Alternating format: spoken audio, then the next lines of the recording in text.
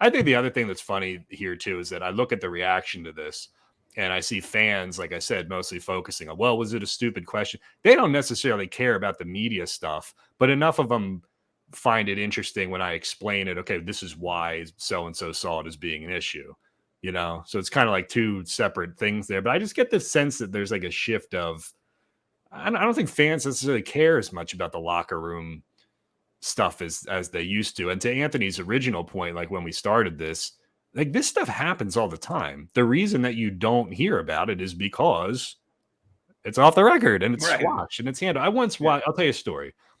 This is probably like past the statute of limitations at this point. He's retired, so he probably wouldn't mind me telling it. But Mark Narducci at the Inquirer is like the nicest dude on the planet. Yeah. Like never confrontational with anybody. Always asks like reasonable questions or whatever. Peter Novak was the Philadelphia Union coach. He was a Polish guy. He was very fiery and confrontational. So he asked him like a very innocuous question about a player coming back to Philly after they traded him. Hey, what do you think the response is going to be like for him? Peter, for some reason, thought that was a bad question. As soon as the press conference ended, he said, come out in the hallway and talk to me. And they yelled at each other for 10 minutes in the hallway about like whether this was a fair question or not. But they squashed it and they just handled it. And he said, this is why I think it's a legit question. This is why I don't think it's a legit question. But that shit happens all the time. It happens like every week, Yeah, and so like that, and what I'll say on the opposite side of that, Kev, is I'll say there are times when I think it is newsworthy. But it has to escalate to a point, I believe, to become newsworthy. Yeah. And the example that I threw to Bob, I don't know if you guys heard, was Carchidi and Mike Richards down in Washington. The initial back and forth between them, was contentious, but it wasn't, like, oh, this is newsworthy stuff between Sam and Mike. The interview ends. And then Mike comes over to talk to me because I was at the time the chair of the Hockey Writers Association for Philadelphia. Mm-hmm. So Mike comes over to talk to me to ask me, what the hell? Like, why was I ambushed with these questions? I knew nothing about the story coming out, blah, blah, blah. And I said, yeah, I know. I said, this was probably not the right time. I said, let me talk to Sam, whatever. But Sam sees me talking to Mike and comes right over again and gets in Richard's face. And now they're threatening each other. Now they're going, and Laviolette comes walking out of his office and has to separate the two. Like he has to get between them and actually push them, like hands on both of them. I've been there before. Going after each other. So that to me is an escalating story where the media and the player is fighting. Well, and that's a story. I think the natural extension of that is like you try to advance that and say, okay, so how does this affect the fan? Because like, does the fan give a shit if like Sam Carchidi's trying to fight Mike Richards? Maybe they find it entertaining, but a lot of people now are like, well, the media's full of themselves. They're being a bunch of divas. Here they are talking about themselves again. But I'll give you actually like what I think is a good example of how this affects them and other people. Doc Rivers having his various headbuttings with us, right? That's a dumbass question. Would you ask Pop that question? We're not doing the Paul Reed victory tour, right? We'll just go with those three. Most people actually like sided with the media actually on that when normally it'd be like, oh, the media is lame, who gives a crap about these questions or whatever. But to me, it was like Doc is like, why is he like, wasting his time, responding this way? And is he like losing focus on the court or stuff that really matters? I think you can look at sometimes when there's these petty media versus player fights and make the observation that, okay, maybe this guy's just not in the right headspace right now, or maybe they need to focus on what matters, or, don't worry about like arguing with Keith Pompey and Austin Krell and Derek Bodner and just like get back to what matters. Maybe that's an appropriate way to like advance it and say, how does it really affect the fan? Because at the end of the day, it's like I said, that observation was like more people seemed interested in whether the booing question was a stupid question versus like whether it was on record or off record and whether it should have been posted in the first place. You think there are too many beat reporters? Are there too many beat reporters? Yeah.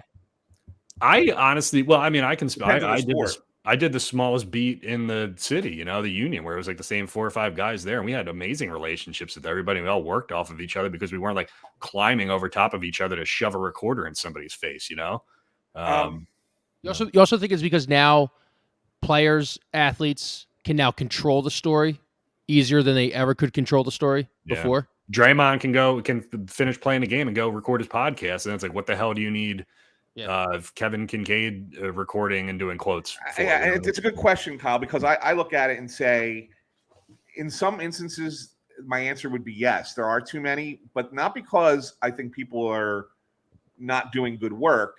I think we're at an era right now, and eventually this will change, but we're at an era right now where there's still too much of a old school mentality versus new school mentality on how to do this job, right? And so what happens is you have 20 people down there for a press conference or an interview, and half of us feel like, okay, this is the way that this should be done, and this is the way we've always done it, and this is the good process. And then there's half the people that are like, let's burn the fucking thing down, right? And let them just go. And that's where and then you have to figure out, well, how do I live in both worlds as the person that I am? Like, will I still be trusted because these idiots are asking this question this way? Or do I kind of adapt to that and kind of be a little bit more incendiary from time to time? So you really have to kind of figure out where you fit in that. And I think that's what makes it difficult. So sometimes I'll say, yes, there are too many, but then you look at that game where we're down there. I'm not the number one beat guy. Bob is, right? So I'm the backup guy for Crossing Broad. Yeah. You have Salisbury, but there's no Breen. There's no Zalecki. You only had Aaron Bracey from the AP and Alex Coffey from the Inquirer. That's it.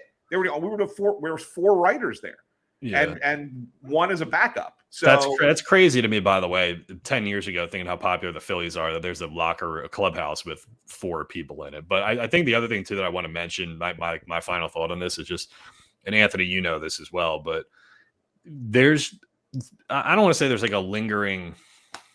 It's not a hostility. It's not like a resentment, but the TV people and the writing people might as well be 2 different types of worlds, right? They are. So, and then Jamie's got a different job. Jeff Skversky had a different job. Deuces has a different job. Like the guy who's watching Action News at like 11:25 on Friday night, watching the 2-minute sports segment or whatever they give them. He doesn't like necessarily give a fuck what order the Phillies are batting in, right?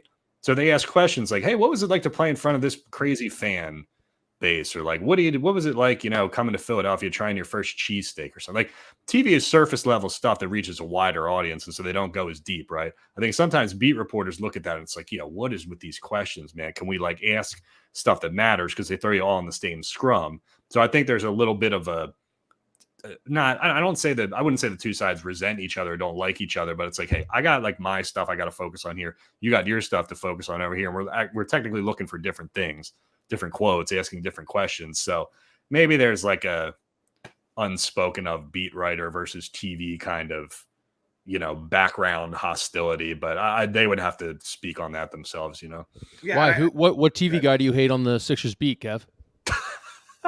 I'll give you an example. Here's like a perfect example.